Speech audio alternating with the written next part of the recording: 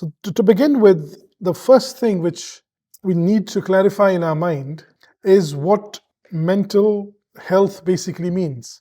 Now, to majority of the population, especially having Muslim background from different parts of the world, mental well-being is not even in question. What is in question is mental illness. Like, for example, physical health is not even in question.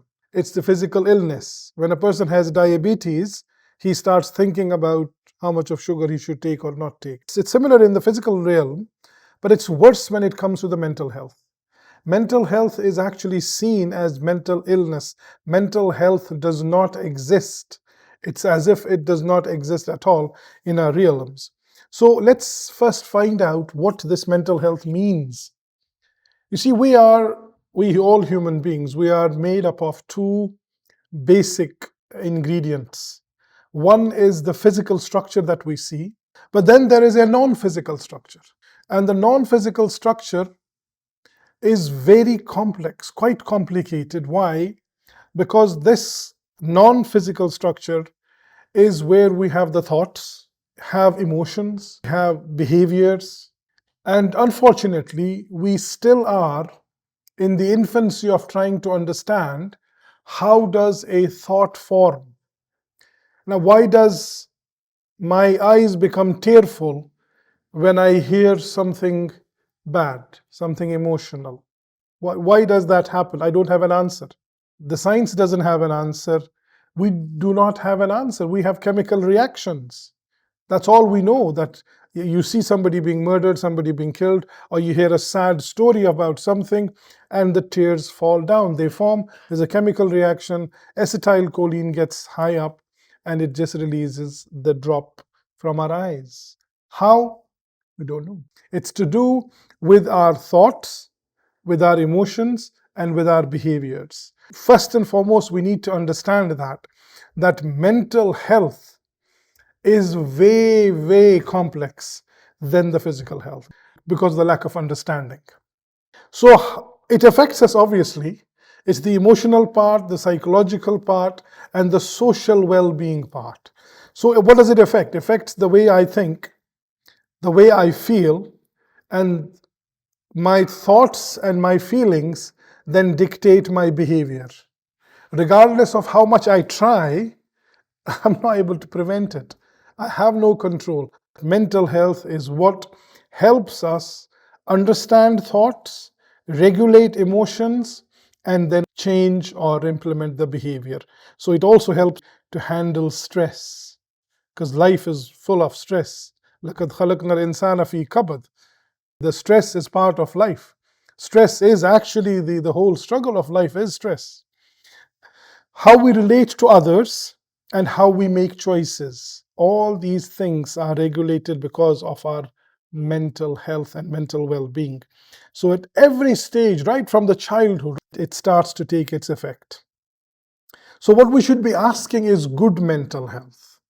Like good health, good physical health, and bad physical health. Similarly, good mental health. What does that mean? I should be able to think, feel, and react in the way that you need to and you want to live your life. You see, nobody wants to get angry. Nobody wants to shout. Nobody wants to be unhappy. Nobody wants to fight. This is what is known as the subconscious realm of every human being. Nobody wants to hit anybody or cause any problems to anybody. This is just human nature. But we do. And why do we do that? Is because we are unable to think, feel, or react in the way we actually want to, or our nature wants us to. And the second part of that is, again, we're not talking about mental illness, we're talking about mental health. This mental health can become poor.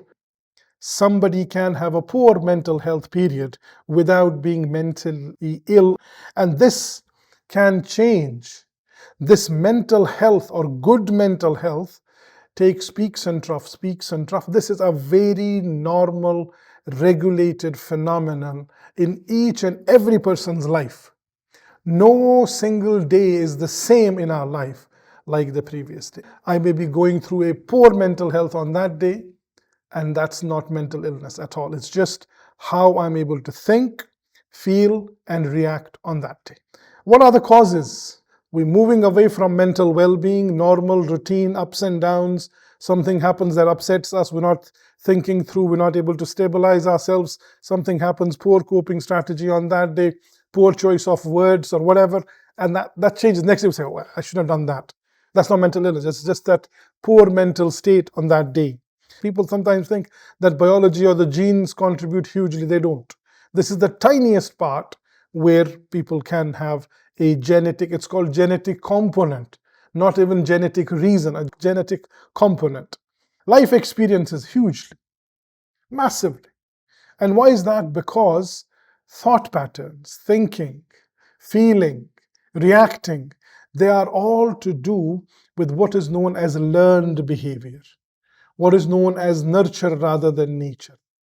Experiences of a person who has gone through extreme trauma are different than the person who has had no trauma at all in their life. So what does the positive mental health allow us to do? It allows us to realize our full potential. Not everyone is blessed with the same potential. Different people have got different levels of potential. So my potential may be 5%. And my brother's potential may be 50%. Now, if I am worried that I am doing only 5% and my brother has got 50%, I will never have positive mental health. So this thought and understanding that I have this limitation and my capability is 5% and I'm happy with that 5%. A person realizes that this is my full potential. I have reached my full potential, not full potential of somebody else. And this will help cope with the stresses. Because if the stress comes with something, I say, I'm happy with where I am, what I can do, what I cannot do. And I will be able to work productively. So whatever work I'm doing, that gives me productivity, that gives me efficiency. And I'll be able to make meaningful contribution. You see, this is the difference between well-being and being unhappy with something.